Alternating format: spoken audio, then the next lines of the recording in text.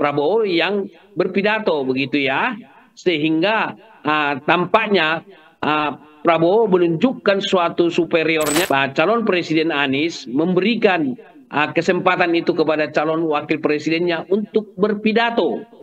Baru yang tertinggi lagi adalah kembali lagi, yaitu Ganjar sama Mahfud. Karena diberikan kesempatan juga, yang lebih jago tentang pantun adalah Pak Mahfud.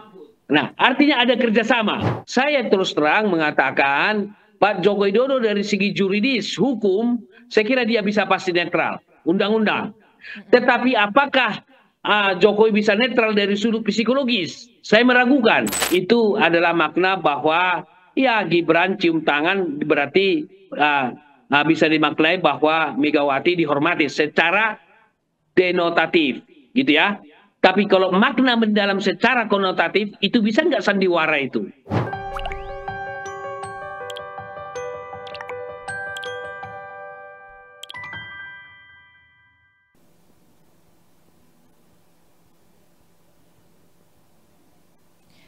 Halo Tribuners, kembali dengan On Focus Tribun News bersama saya Apvia Tiokonibili. Tribuners masih membahas terkait pengundian nomor urut peserta Pilpres 2024. Setelah mendapatkan nomor urut, masing-masing pasangan Capres-Cawapres memberikan pidatonya masing-masing. Nah, pasangan nomor urut 1 Tribuners ada Anies Mohaimin Iskandar, yang pidato nih Caimin. Caimin mengibaratkan pemilu seperti pertandingan sepak bola. Dan Caimin meminta kepada publik jika melihat dan mendapati adanya pemain yang curang untuk diteriaki. Selain itu, publik juga diminta jika ada wasit yang merangkap pemain untuk difoto dan disebarluaskan. Kemudian pasangan nomor urut 2 didapatkan oleh Prabowo Subianto dan Gibran Rakabuming Raka. Prabowo dalam pidatonya turut menyepakati pernyataan Caimin yang menyatakan ihwal pemilu 2024 harus berlangsung damai. Prabowo juga melemparkan pantun untuk Caimin soal kalau dapat teman baru, kawan lama jangan ditinggalkan. Dan usai sambutan, Prabowo mengeluarkan jurus jogetan khasnya. Lalu ada pasangan nomor urut 3 Tribuners, pasangan Ganjar Mahfud MD, yang dalam pidatonya Ganjar mengatakan beberapa hari belakangan ini masyarakat disuguhi adanya drama Korea atau drakor.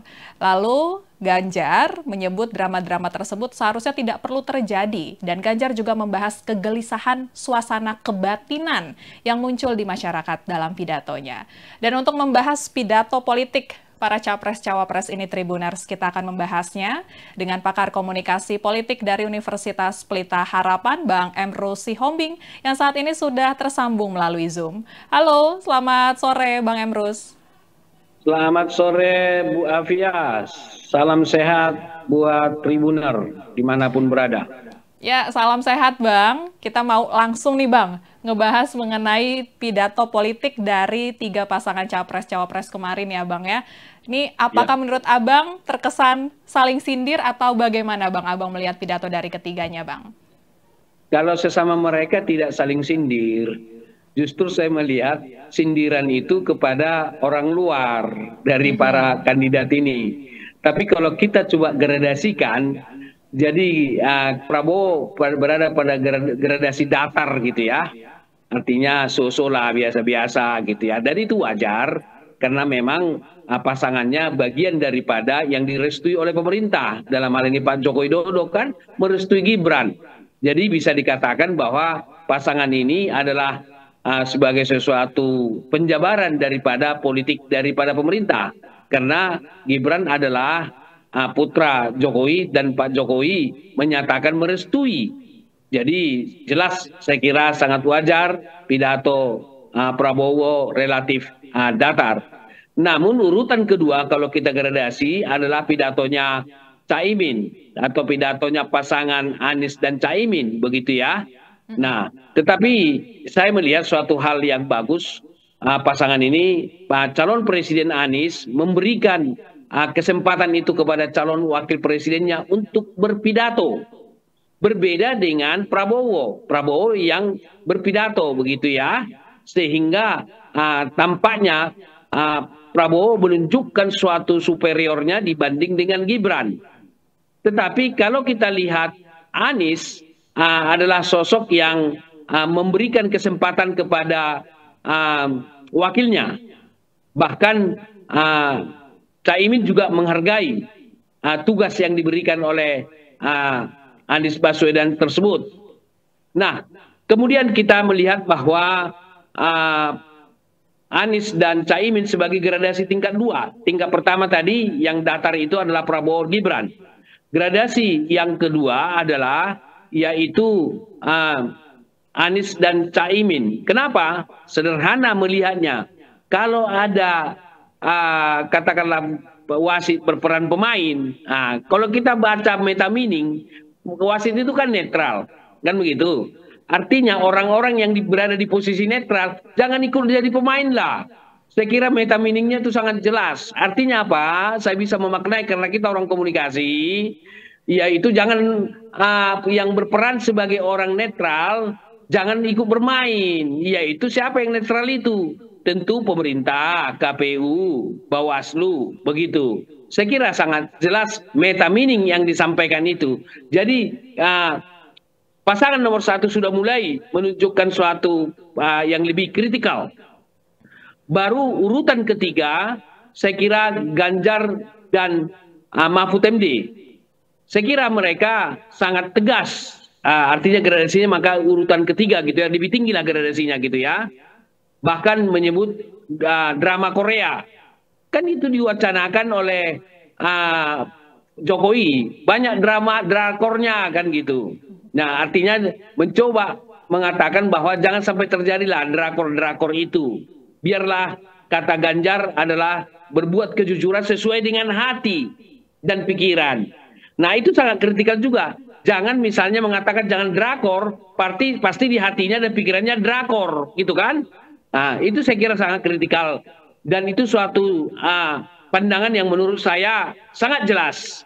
Bahwa kejujuran, ketulusan, dan katakanlah jurdil, luber harus dilakukan.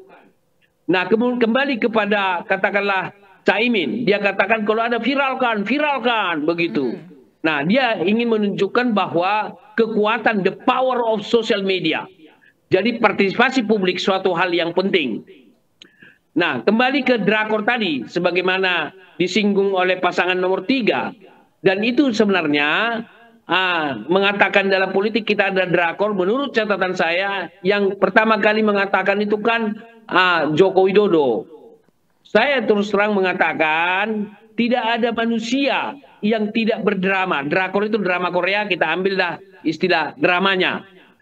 Maka dalam teori komunikasi ada teori tentang dramatism, backstage dan front stage gitu ya. Setiap manusia tidak ada yang tidak berdrama. Termasuk saya dan Pak Joko Widodo, gitu. Semua kita berdrama karena tidak ada perilaku manusia front stage dan backstage-nya sama. Hanya saja, apakah drakornya itu yang di backstage-nya jauh sekali dengan front stage? Dia mengatakan begini, padahal berseberangan.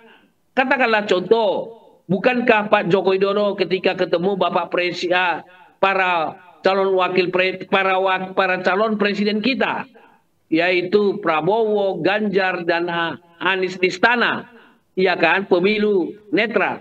Padahal setelah itu Jokowi, saya lihat menurut catatan saya, menerima atau berdiskusi dengan relawan Jokowi.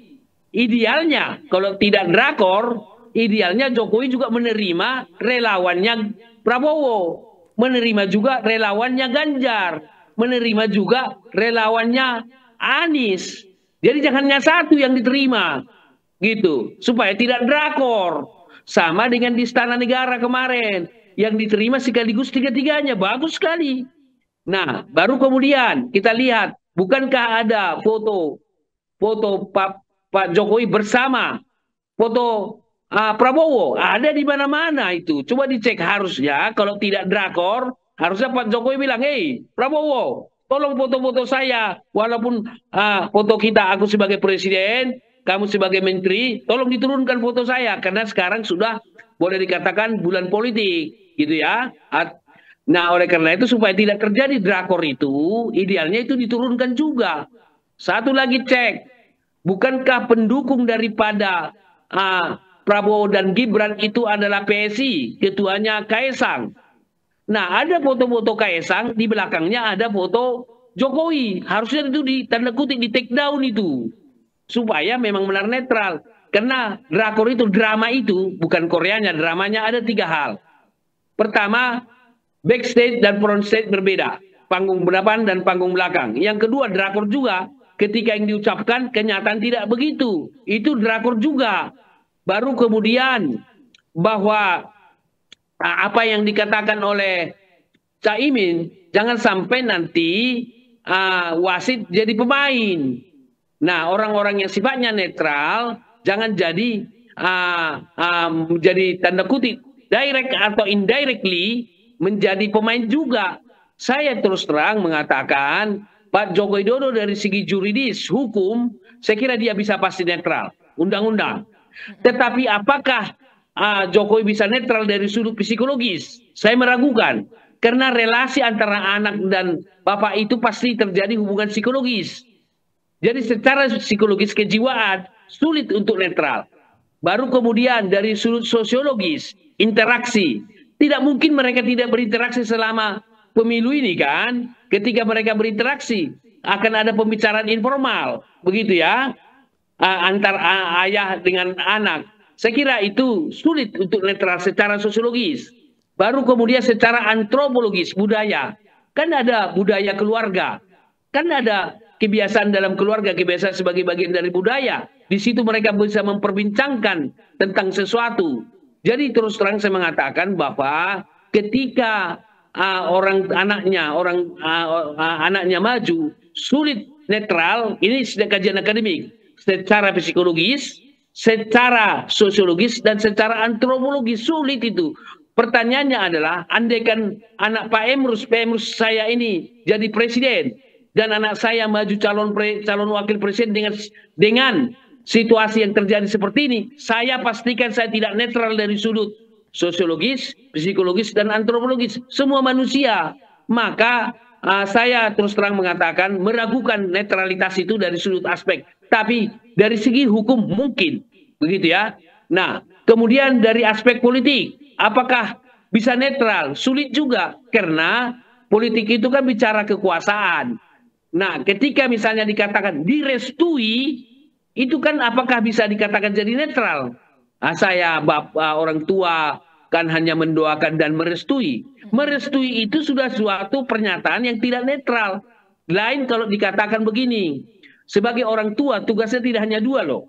Pak Jokowi mengatakan 2, yaitu mendoakan dan merestui. Padahal masih banyak peran-peran orang tua. Menasehati. Kan kita harus nasihati. Membimbing. Baru bisa nggak membimbing misalnya. Atau menasihati. Saya kira kurang baguslah maju sekarang. Kan tiba-tiba ommu memutuskan tadi. Bisa di bawah umur 40 tahun kepala daerah. Ya maju aja kamu setelah Bapak tidak jadi presiden. Itu jauh lebih ilegal. Itu nasihat. Jadi tidak hanya 2. Nah, kenapa tidak dinasihati? Misalnya, artinya dikatakan sebagai orang tua, saya mendoakan, saya merestui, menasihati, membimbing. Misalnya seperti itu. Masih banyak tugas orang tua, tidak hanya 2 itu ya. Jadi itu yang tidak saya lihat dikatakan oleh Pak Joko Widodo.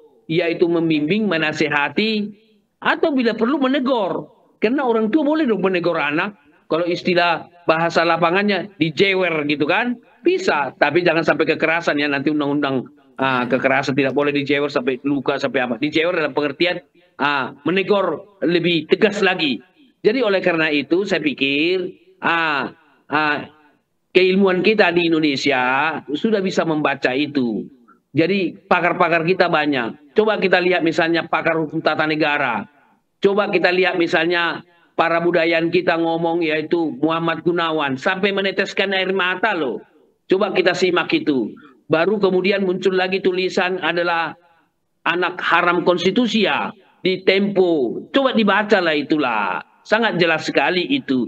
Jadi oleh karena itu dari pandangan para pakar, para budayaan, para tokoh masyarakat, saya berkesimpulan. Saya kira paling bisa netral dari segi kemungkinannya dari aspek hukum, aspek lainnya saya kira amat sulit. Demikian.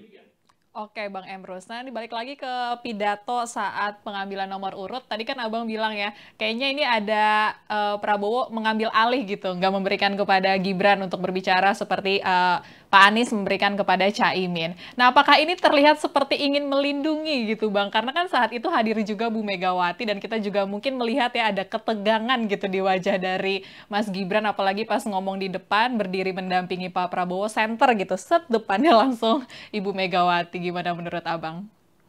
Baik, saya kira pertanyaan ini bagus sekali. Manusia tidak lepas dari psikologi jiwa, gitu ya. Psikologi, kalau ilmu psikologi ya, background hubungan relasi. Boleh dikatakan Bu Mega kan pemimpin PD Perjuangan, tidak sekedar senior, tetapi tokoh yang sangat dihormati. Dan Gibran kan boleh dikatakan cucu daripada Megawati dari sudut di PD Perjuangan kan. Jokowi bisa diibaratkan sebagai anak lah, gitu ya. Kita harus akui itu. Walaupun nanti banyak orang nanti menggoreng, oh bukan anak, udah jadi presiden. Dia bahkan kita lihat kenyataan bahwa petugas partai gitu kan digoreng sedemikian rupa. Padahal kita ini kalau kita berada di partai, misalnya Anies nanti jadi presiden terpilih, dia petugas partai juga. Kenapa? Karena dibebankan kepada dia visi misi program yang di perjuangan partai, tapi digoreng sedemikian rupa, begitu ya. Sehingga saya mengatakan bahwa relasi psikologis ini tetap ada. Kekakuan itu bisa terjadi karena memang latar belakangnya ada. Bukankah manusia ketika kita ada masalah dengan orang lain kan ada kecenderungan kita untuk menghindar, untuk tidak ketemu kan? Kalau ada hubungan tidak baik begitu. Kalau boleh kita berusaha untuk tidak. Kalau pas ketemu pasti ada di raut wajah karena di hati kita masih ada tersisa gitu ya, atau masih tersimpan lebih dalam. Itu raut wajah, kekakuan itu produk daripada suasana pikiran dan perasaan kita, itu udah pasti. Nah, saya melihat bahwa apakah itu memang disiapkan seperti itu, Prabowo yang menyampaikan, saya tidak bisa berkesimpulan. Jangan-jangan itu sudah merupakan suatu rencana mereka yang pidato adalah Prabowo misalnya. Tetapi kalau kita gradasi lagi kerjasamanya, coba cek. Mulai lagi. Yang berbicara Prabowo, ini kembali lagi sama dengan sekarang gradasinya lebih rendah, lebih datar. Kenapa? Karena hanya Prabowo yang ngomong. Sementara masuk ke Caimin, gitu ya, sama Anies, malah Anies sebagai pemimpin mempersilahkan wakilnya. Jadi ada semacam trust, kepercayaan, simbol trust. Ya, saya kira dan coba lihat wajah Anies memberikan simpati terhadap Caimin, bertepuk tangan, memberikan apresiasi dalam bentuk raut wajah. Tetapi ketika Prabowo pidato, saya melihat wajah Gibran tidak begitu semeringah. Bukan berarti dia tidak senang, tapi karena ada sesuatu yang masih tersimpan dalam hati dan jiwanya, seperti yang Anda tanyakan tadi. Oleh karena itu, gradasinya adalah Prabowo hanya bicara sendiri, baru kemudian Anies dan Caimin diberikan kesempatan dan mereka secara lambang nonverbal saling mendukung. Baru yang tertinggi lagi adalah kembali lagi, yaitu Ganjar sama Mahfud. Karena diberikan kesempatan juga yang lebih jago tentang kata apa itu pantun adalah Pak Mahfud. Nah, artinya ada kerjasama. Jadi kalau kita gradasikan Prabowo sendiri, baru kemudian gradasi kedua adalah Anies dengan memberikan kesempatan, jadi ada simbol kerjasama di situ. Baru gradasi yang ketiga yang lebih kelihatan kerjasamanya adalah Ganjar sama Mahfud karena memang diberi kesempatan. Nah, apakah itu desain atau tidak, hanya mereka yang tahu. Tetapi saya mau katakan, perilaku manusia tidak muncul tiba-tiba begitu saja. Perilaku manusia tidak otonomi dari dirinya. Artinya perilaku dalam konteks berpidato yang saya jelaskan tadi ya. Jadi ini menunjukkan memang bahwa Anies ini orang yang memberikan suatu penghargaan kepada tanda kutip bawahannya gitu, tanda kutip gitu ya, atau rekan kerjanya dan lebih pas. Tetapi kita lihat lebih tinggi lagi, diwujudkan kerjasama itu, yaitu pada Ganjar sama Mahfud MD bersama-sama. Sebenarnya dari sudut itu kita orang komunikasi membaca simbol semiotika bahwa kalau kita melihat gradasi yang menunjukkan kerjasama yang tertinggi adalah Ganjar sama Mahfud MD karena dua-duanya. Urutan kedua yaitu Anies dan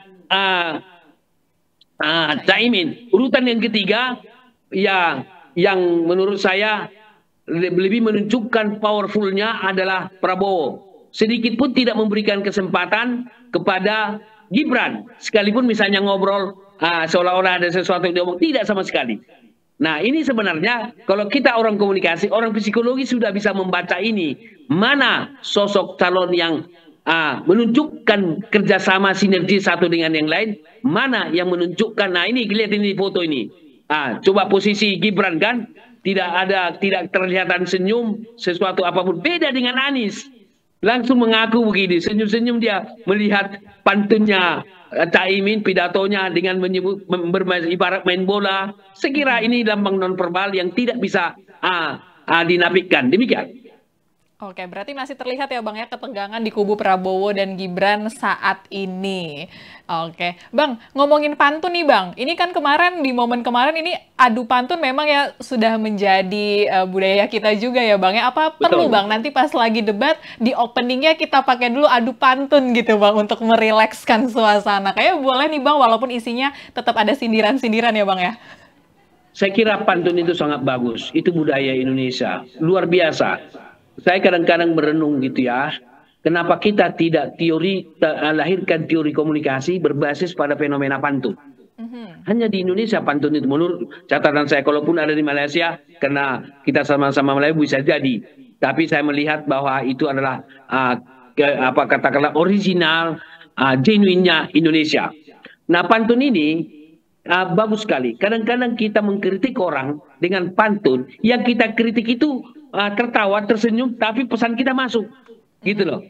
Jadi dengan komunikasi, bila perlu nanti kampanye dengan berpantun saja lebih banyak, nggak apa-apa. Menyampaikan program dengan berpantun saja, nggak apa-apa. Jadi artinya apa? Pantun ini suatu karya bangsa kita yang sangat, saya katakan sebagai budaya yang sangat bagus lah ya. Budaya tinggi lah menurut saya, budaya tinggi dalam arti yang dihargai gitu ya, yang harus kita hargai.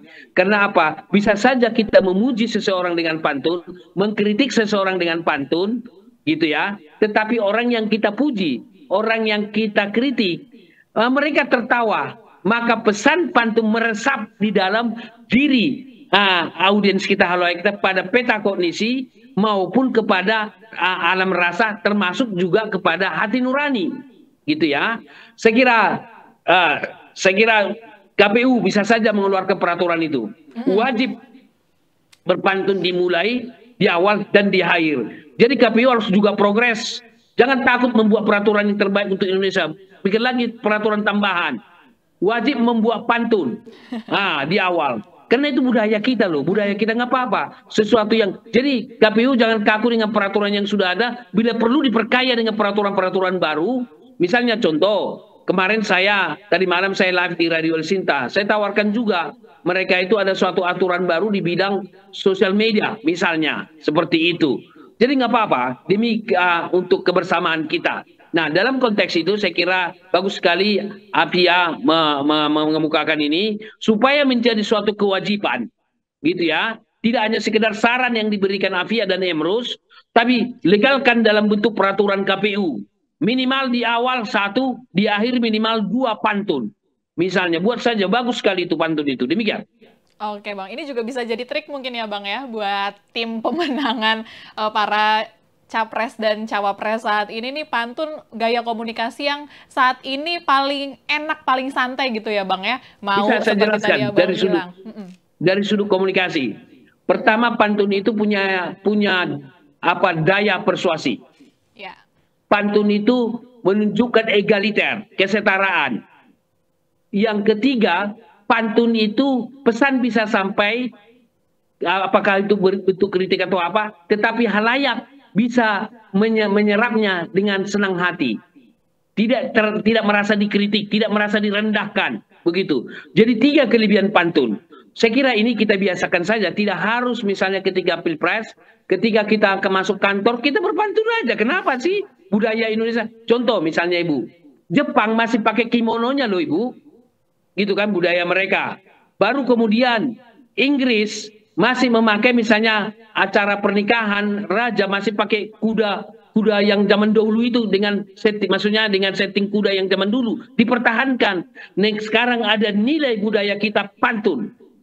Jangan kesampingkan itu pantun. Saya terus terang saya bangga dengan Bu Afia mengangkat ini karena itu budaya kita gitu ya. Jadi saya pikir saya menyarankan kepada KPU buat suatu aturan barulah supaya berpantun karena sebagaimana kelebihan pantun yang saya katakan itu. Baru kemudian di akhir bisa saja nanti ketika diskusi gitu ya, ketika diskusi bisa ada suatu keseriusan, boleh jadi tanda kutip ketegangan antar kandidat nanti ketika kampanye atau debat presiden, tapi wajib merumuskan pantun yang terakhir mencairkan suasana seperti pantun yang dibuat oleh Prabowo gitu ya. Ya, Prabowo dia katakan kalaupun ada teman baru sudah jangan lupa teman lama, kan bagus juga itu kan. Walaupun itu menyindir atau tidak, tapi bagus. Artinya kita tidak boleh melupakan orang lain. Silaturahmi tetap kita jaga. Itu makna yang dikemukakan oleh Prabowo. Nah, kalau boleh nanti pantun ketika debat itu, debat terakhirnya ada pantun yang menyatukan masing-masing. Demikian.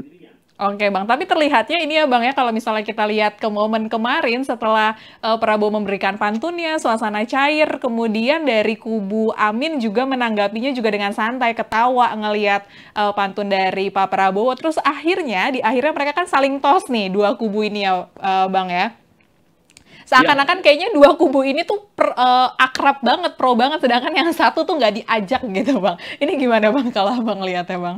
Yang satu itu maksudnya nomor 3 gitu kan? Saya kira bisa saja dia dimaknai seperti itu. Tetapi juga tidak tertutup peluang juga gitu ya. Bahwa Caimin dengan Anies atau Anies dengan Caimin juga bisa menyatu dengan Ganjar dengan Mahfud. Kenapa? Artinya di sisi lain yang Ibu katakan tadi itu bisa kita terima. Tapi antitesisnya bisa saja justru nanti sebagai suatu proposisi yang saya menyatakan ini bisa saja nanti yang menyatu itu adalah Anies dengan Caimin bisa katakanlah lebih dekat dengan Ganjar dengan Mahfud MD. Kenapa? Karena dua kandidat ini di luar katakanlah kedekatan dengan kekuasaan kan, yang dekat dengan kekuasaan, sorry kita harus katakan, ya Prabowo dan Gibran, dua-duanya ini kan boleh dikatakan mendapat tanda kutip, mendapat suatu tanda kutip ya perlakuan tidak seimbang gitu, karena calon nomor 2 ada di situ putra presiden. Di situ langsung atau tidak langsung bahwa ada melekat di situ kekuasaan. Tidak bisa dipisahkan begitu saja. Karena ada orang bilang bahwa anak presiden tidak bisa dipisahkan itu. Gitu. Sederhana misalnya. Andaikan Gibran bukan anak presiden, apakah dia calon? Kan itu pertanyaan kritikal kita. Coba kita lihat betapa Golkar memberikan karpet merah itu kepada Gibran sebagai calon wakil presiden. Padahal Golkar dari keputusan partainya membawa Airlangga Hartarto menjadi calon presiden atau wakil presiden. Nah, andaikan Gibran bukan anak presiden, apakah Golkar mau memberikan itu?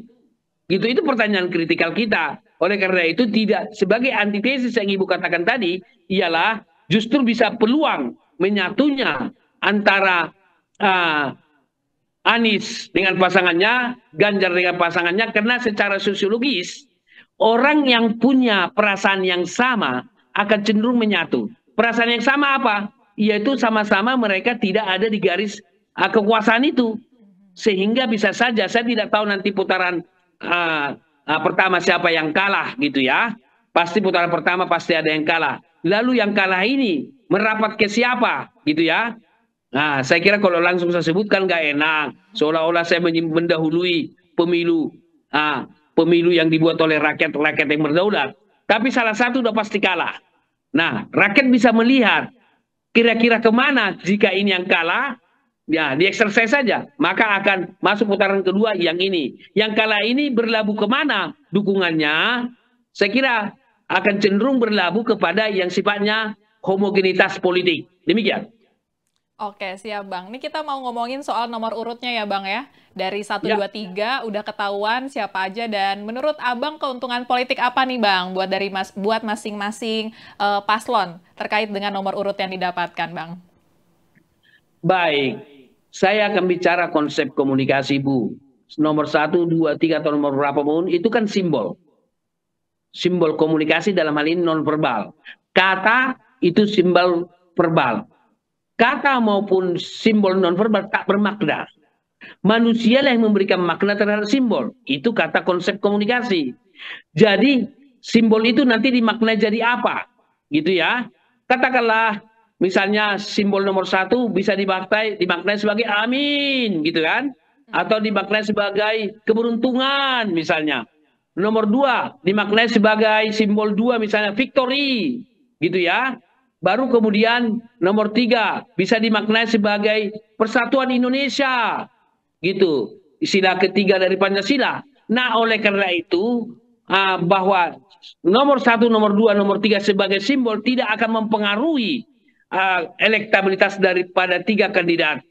Jadi pemaknaan daripada nomor itu sangat tergantung kepada strategi komunikasi pemasaran politik dan strategi komunikasi politik yang dibangun. Sehingga nomor ini menjadi branding, menjadi labeling tentang sesuatu yang bisa dimaknai.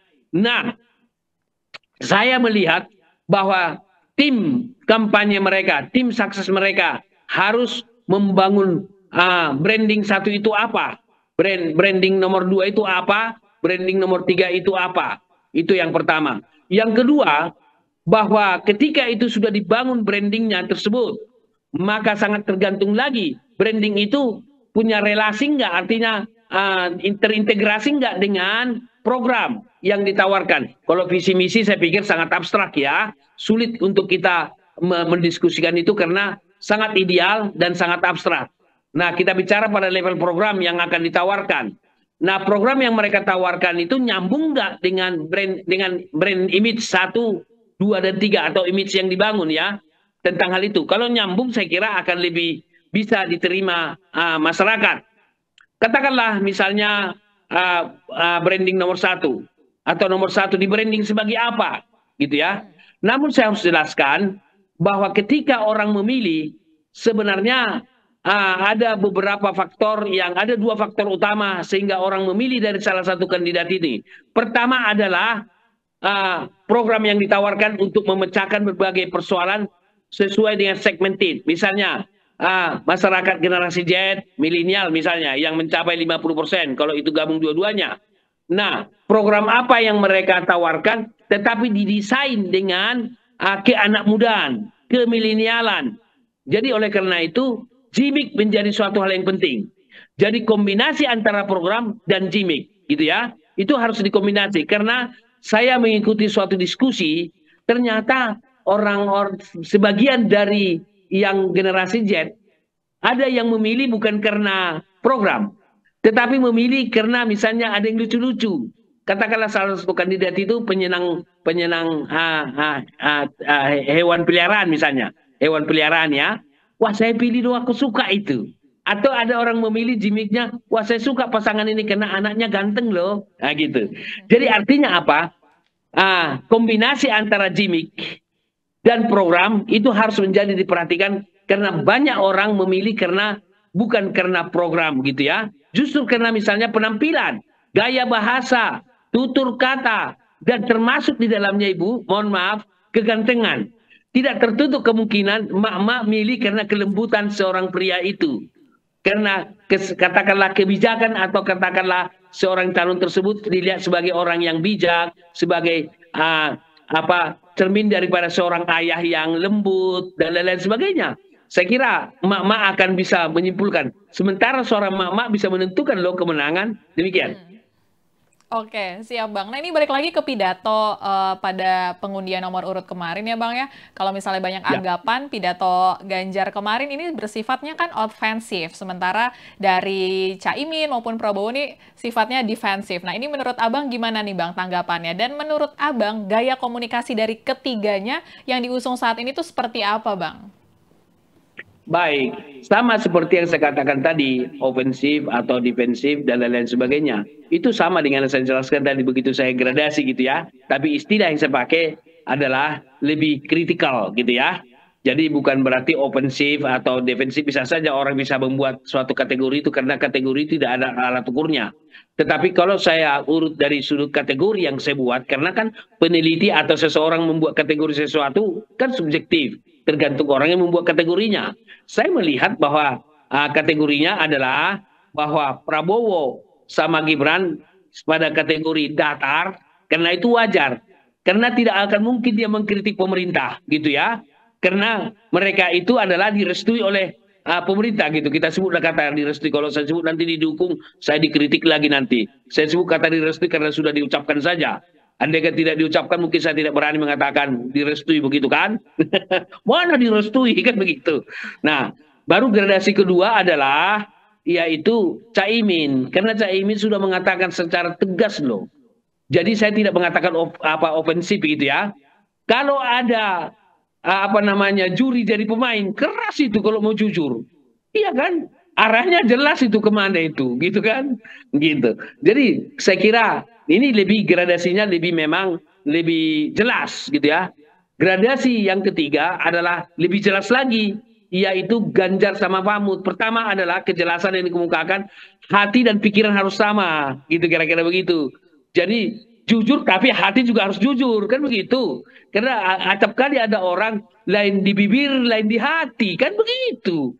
Ada itu. Drakor misalnya. Padahal yang drakor itu boleh saja seolah-olah menunjuk orang lain. Tapi ingat, ketika kita menunjuk seseorang, 3 jari kita menunjuk kita loh Ibu. Ya. Jadi ketika Pak Jokowi mengatakan drakor, juga menunjuk dirinya. Kenapa? Saya sederhana menjawabnya. Tidak ada manusia yang tidak drakor. Drakor dalam arti Korea apa? Bermain drama. Iya bermain drama. Cuma dramanya itu drama yang bertentangan dengan etika enggak? Bertentangan dengan moral enggak? Begitu. Itu yang jadi pertanyaan kritikal kita. Tetapi kita melihat Ibu, fakta menunjukkan bahwa MK telah memutuskan proses keputusan tersebut. Ketua Mahkamah melanggar etika berat Ibu. Saya kira mohon maaf. Saya tahu belajar tentang etika. Etika itu lebih parah daripada melanggar undang-undang. Kalau undang-undang Ibu diputuskan orang bersalah, orang benar. Jadi kalau tidak melanggar undang-undang dia benar, kalau dia melanggar undang-undang dia bersalah, gitu ya. Salah benar. Etika Ibu adalah persoalan baik buruk.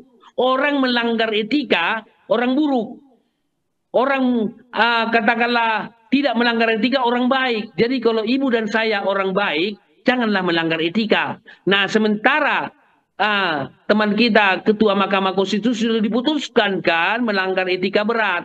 Saya sudah katakan mohon izin pada kesempatan ini. Saya sebagai sahabat lah. Sahabat saya itu Ketua Mahkamah Konstitusi itu pintar nyanyi itu. Saya tahu. Dia mungkin dia kenal. Nggak apa-apa lah saya menyarankan sebagai sahabat Ketua Mahkamah Konstitusi mundur sajalah. Karena melanggar etika itu sangat berat itu. Jadi ini sebagai sebahat, tapi terserah dia mau mundur atau tidak. Oleh karena itulah saya berpendapat bahwa kalau bicara tentang drakor drama itu tidak ada manusia yang tidak berdrama Ibu. Jadi jangan sekali-sekali kita katakanlah menunjuk kepada seolah-olah ya, bukan menunjuk seolah menunjuk orang lain, tapi kita menunjuk diri sendiri. Kenapa? Tidak ada manusia yang tidak berdrama. Kemudian kalau kita benar-benar sungguh-sungguh netral kita, ya saya menyarankan kepada Pak Joko Widodo, setelah melakukan pertemuan dengan relawan Jokowi, bertemulah dengan relawan Prabowo, bertemulah dengan relawan Ganjar, bertemulah dengan relawan Anies. Ini saran saya, supaya benar-benar netral gitu loh. Jadi netral itu juga harus ditunjukkan dalam setiap perilaku, terutama dalam selama kontestasi politik atau kampanye atau pemilu kita ini. Demikian. Iya Bang, tadi kan kata Abang setelah bertemu dengan ketiga presiden, bertemu dengan pendukung Jokowi, bertemu juga dengan pendukung dari Prabowo dan pasangan-pasangan lainnya. Perlu juga nggak Bang ketemu sama cawapresnya dikumpulin juga di istana Bang menurut Abang? Betul. Saya setuju, saya setuju, saya setuju. Panggil wakil-wakilnya lagi, bertemu lagi, gitu kan? Saya bagus sekali. Tentu mejanya seperti yang kemarin, bundar juga, makanannya seperti kemarin. Jadi jangan mejanya 4 persegi. Kalau 4 persegi kan jadi seolah-olah nanti Pak Jokowi superior. Saya terus terang pernah diundang Pak Jokowi ke Istana Negara loh. Jadi waktu itu 2019 kalau enggak 2019 periode menjelang periode kedua, mejanya itu memanjang. Waktu itu moderatornya ada, yaitu kepala KSP kita yang juga menteri, yang sekarang juga menteri koperasi, Teten. Nah, di situ ada pertemuan, ada moderator, itu Pak Teten yang jadi moderator. Jadi pada posisi di situ presiden sebagai seorang yang posisinya lebih tinggi gitu ya. Tapi kemarin bagus sekali itu. Ketika ketemu calon wakil presiden, mejanya bundar tanpa moderator. Jadi egaliter, kesetaraan. Bagus, saya bangga itu. Baru kemudian makanannya sama. Tempat makanan itu, Bu, kita orang komunikasi langsung melihat simbol. Kan ada yang di tengah itu bisa diputar kan? Artinya makanan mereka share, dibagi bersama, terserah pilih yang mana. Itu menunjukkan kebersamaan bagus sekali. Saya apresiasi itu waktu itu. Dan ketika itu terjadi pertemuan itu, saya live memberikan pandangan itu di TV One, membahas itu. Nah, tetapi belakangan saya melihat ada, coba cek dulu. Setelah itu ada nggak pertemuan Jokowi dengan relawan Jokowi? Seharusnya dilanjutkan dengan bertemu relawan Prabowo, bertemu dengan relawan Ganjar, bertemu dengan relawan Anies. Wah, itu baru netral, gitu loh. Itu baru kita apresiasi lah. Jadi boleh jadi memang Bapak Presiden terlalu sibuk, gak kepikir. Tapi oleh karena itu kita sebagai kritikus, sebagai pengamat memberikan masukan lah. Nggak apa-apa kan memberikan masukan kepada Bapak Presiden. Karena banyak yang dipikirkan. Nah oleh karena itu contoh-contoh semacam ini, seperti Ibu katakan ketemu Wakil Presiden, tidak ada salahnya juga ketemu Ketua Umum Partai. Iya, ketemulah kepada Megawati. Megawati sebagai Ketua Umum PD Perjuangan yang mengusung Ganjar, dan Jokowi sebagai presiden, undang dong. Baru ketua umum partai, semua ketua umum partai, gitu. Atau satu-satu ketua umum itu, atau bersama semua ketua umum dan sekjen, gitu ya. Undang aja, nggak apa-apa. Langsung, kalaupun ada sesuatu yang disampaikan, sampaikan saja, gitu ya, terbuka. Nah, saya menyarankan kepada, Pak Presiden, ini di-trigger dari pertanyaan Afia, karena wartawan ini debat-debat kan, itu tidak terpikir oleh saya, artinya bertemu Wakil Presiden. Saya kira atas dasar pertanyaan Afia, muncul dalam pikiran saya. Saya menyarankan kepada Bapak Presiden, undanglah ketua umum partai. Jadi jangan misalnya ada hubungan relasi pribadi yang tidak baik, gitu kan. Jangan dibawa baper lah. Ini persoalan bangsa, gitu ya. Kalau ada persoalan pribadi, selesaikan secara pribadi di partainya. Jangan membuat suatu kebijakan atau apa yang merugikan negara. Nggak boleh begitu, gitu kan. Nah, saya terus terang mengatakan, kalau misalnya di PD Perjuangan ada suatu dinamika politik di internal antar faksi, ya selesaikan di internal PD Perjuangan. Jangan loncat pagar menjadi kadernya Gibran tiba-tiba diusung atau menjadi calon dari partai lain. Nggak bagus itu. Selesaikan bertarung di PD Perjuangan dengan secara elegan. Bila perlu misalnya bertarung dengan Ganjar di internal partai PD kemarin itu, antara Gibran sama-sama Ganjar, kan sama-sama kader. Bertarung mereka di situ. Sehingga siapa yang menjadi keputusan. Gitu kan. Baru bisa saja bertarung misalnya di PD Perjuangan. Bertarung saja misalnya katakanlah Jokowi menjadi bisa saja sebagai pelanjut ketua umum partai, nggak apa-apa, tapi jangan loncat pagar. Saya terus terang Ibu, mohon maaf pada kesempatan ini saya mengatakan saya termasuk tidak yakin Gibran itu jadi calon dari partai bukan dari tidak mendukung Ganjar lah. Saya sudah katakan nggak mungkin, nggak percaya saya. Saya katakan di berbagai stasiun TV terkemuka itu. Karena di kepala saya berpikir bahwa Gibran adalah kader ideologi PD Perjuangan. Tidak bahkan pindah. Tapi kenyataan itulah. Politik anomali. Indonesia telah menyajikan politik anomali di Indonesia. Demikian. Oke Bang, mungkin buat closingan kita di segmen ini ya Bang ya. Makna dari cium tangan Gibran ke Bu Mega Bang. Silakan. Baik. Saya kira kalau kita baca makna dari sudut katakanlah denotatif sebagaimana adegan tersebut, saya kira itu adalah makna bahwa ya Gibran cium tangan berarti bisa dimaknai bahwa Megawati dihormati secara denotatif, gitu ya. Tapi kalau makna mendalam secara konotatif itu bisa nggak sandiwara itu? Bisa saja. Karena apa?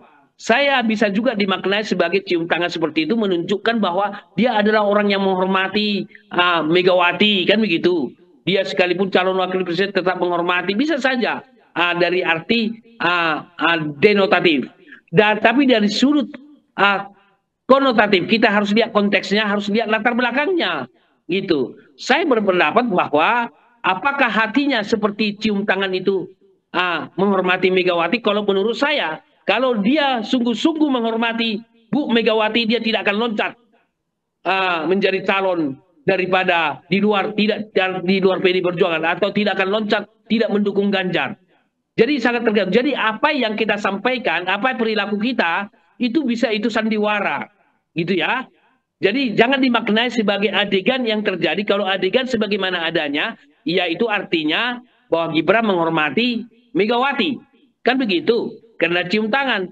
Tetapi konotatifnya lihat historikalnya. Kalau sungguh-sungguh menghormati tidak loncat dong jadi calon. Kalaupun ada sesuatu yang tidak puas di internal PDI Perjuangan, ya silahkan bertarung di sana, karena setiap partai itu ada faksi-faksi.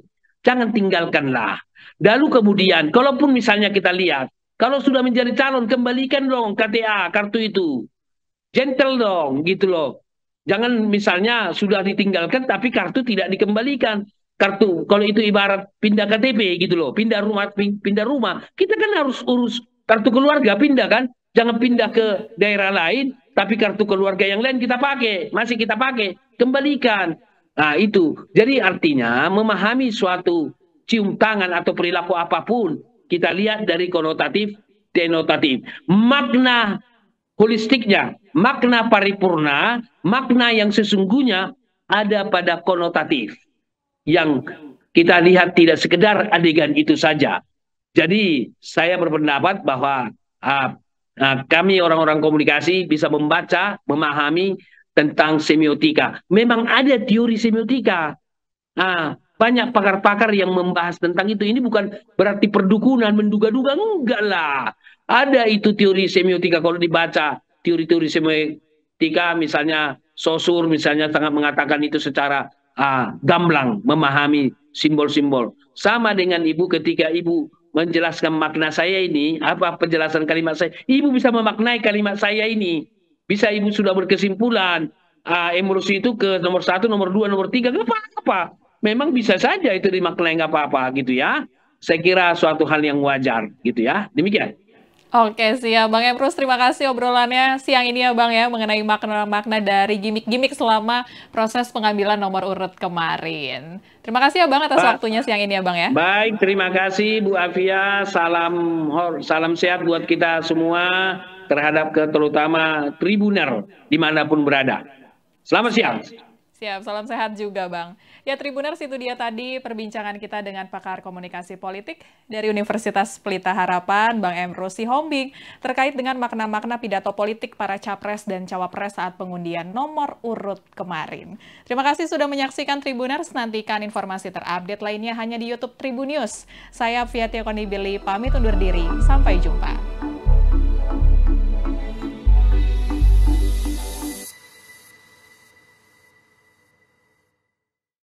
Terima kasih sudah nonton, jangan lupa like, subscribe, dan share ya!